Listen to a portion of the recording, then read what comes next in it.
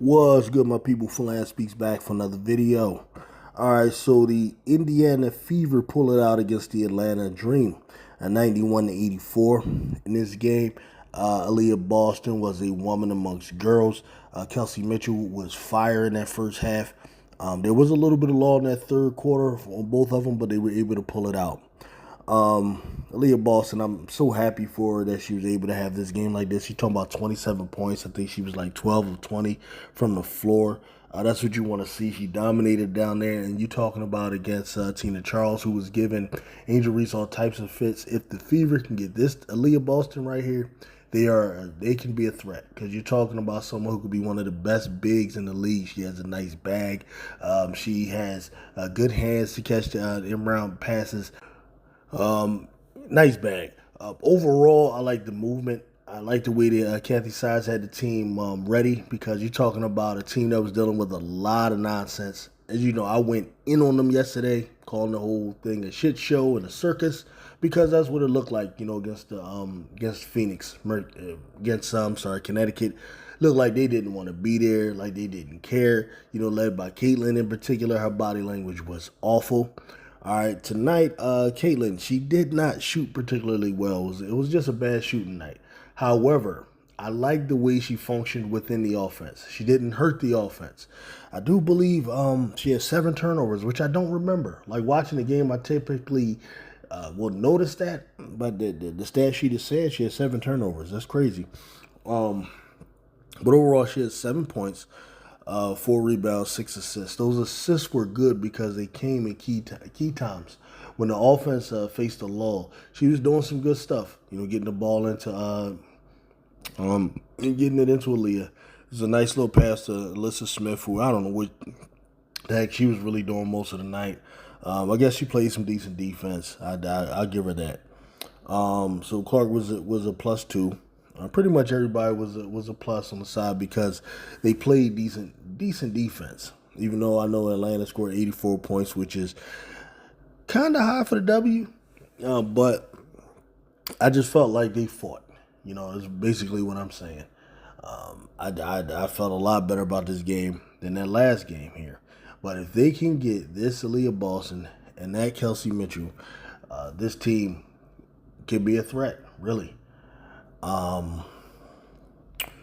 Kathy Sides, gotta give her credit, man. I know everybody likes to kill her, but she came with the right game plan, and she also stated prior to this game, during the interviews they had, that they need to feed the bigs, and they're right, because feeding the bigs collapses the defense, and this gets more shots for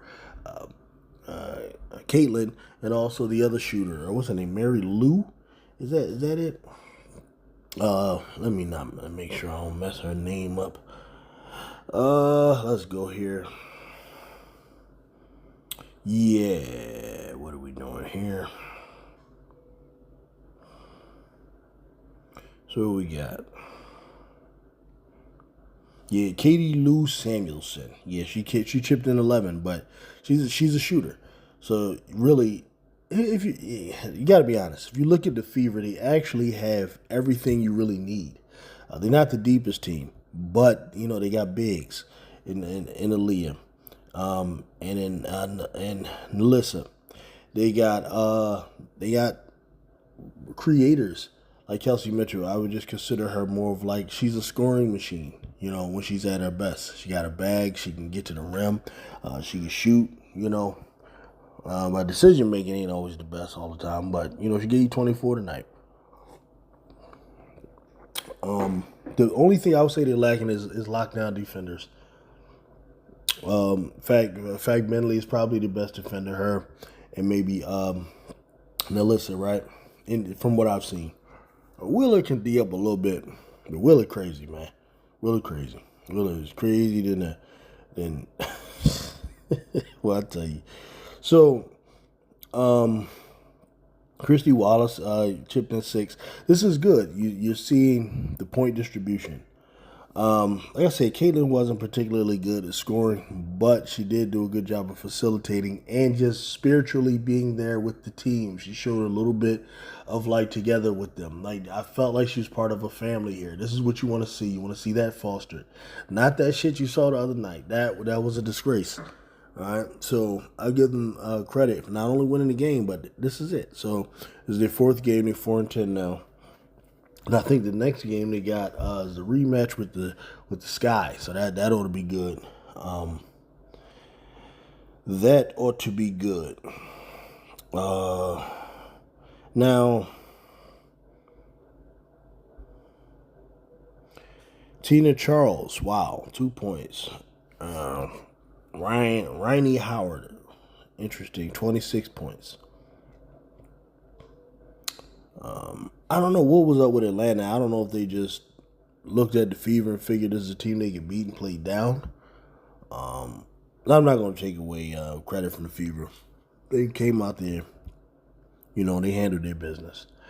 And that effort, they went through a lot today, man. Caitlin Clark had to answer questions about her damn ridiculous fan base. And and there was mixed feelings. Some people feel like she has to go out there and try to set these people straight and completely distance herself from them. And then some people don't like her PC answers.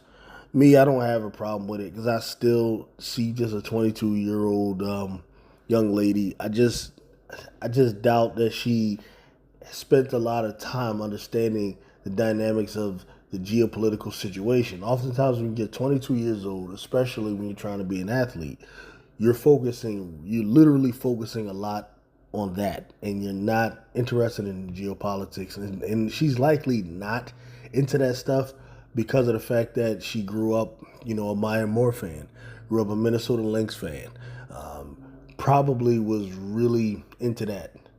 You're talking about a little tomboyish girl that was into that stuff.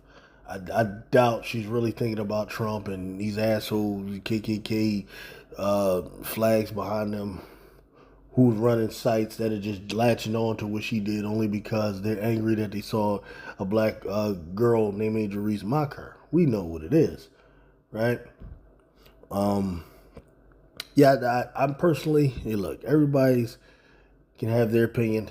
Me personally, I think it's a bit much to put that on her to do that.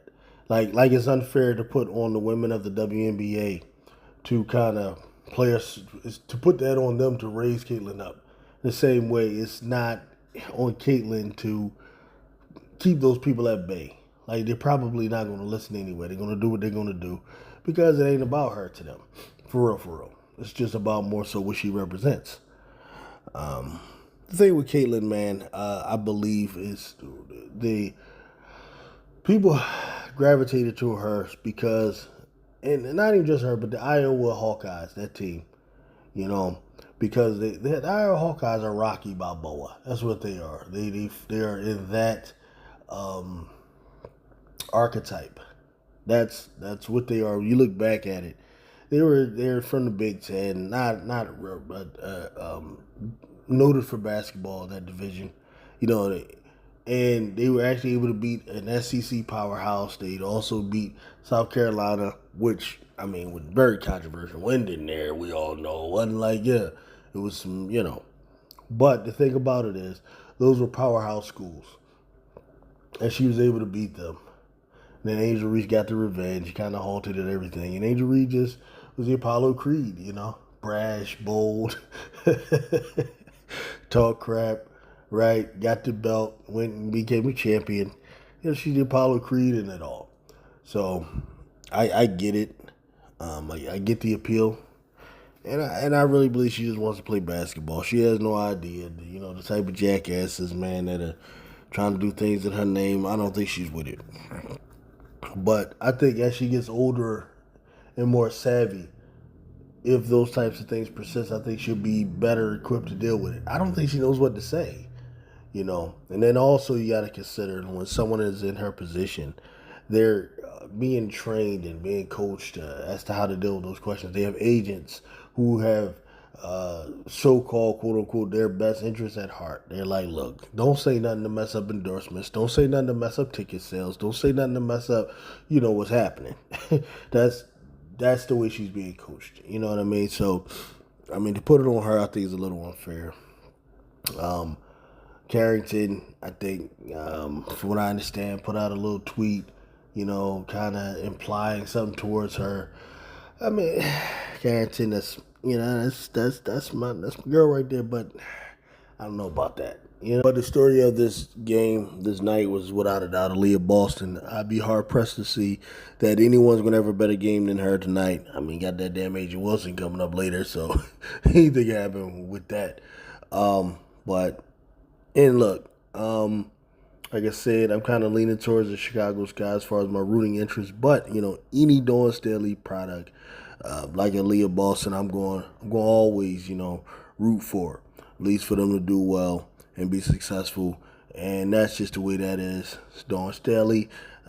Grew up not too far from me. I know I keep saying that in every damn video, but hey, there's a lot of us from North Philly. You know what I mean? She grew up not too far from me. I used to, when I was a little kid, we used to go out to see Dawn Staley play out near Diamond Street. Right, I was on 11th and Diamond. She's like up in 25th and Diamond, up in the projects up there. It's like I was in the projects down 11th and Diamond. So when you go out there, so we heard about this, this girl who used to play out there with the boys. And I remember watching her. I didn't understand who she was at the time. I was young. I was young boy. We talking about back in the late 80s, early 90s, or late 80s, right? Or early 80s, mid 80s. Yeah, I was a young boy. And she's a legend now, actually named the street Dawn Staley Way. So any product that she has, that she puts out, any kids that play for her, I'm always going to root for. So I was happy for Aliyah Boston. She was a monster tonight, and Caitlyn fans they need to give her respect. But yeah, as far as Caitlyn, that's the only thing I want Caitlyn to step up and say. That's what I meant to say. The only thing I really want her to step up and say is defend her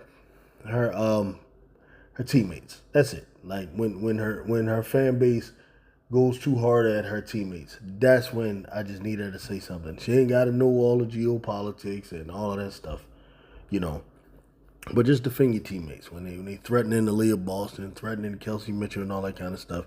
You got to do that because when you're talking about a team, that's what it's about. You got to foster that. And that's how that trust is built. So yeah, that's what I got tonight, man. We ain't saying too long.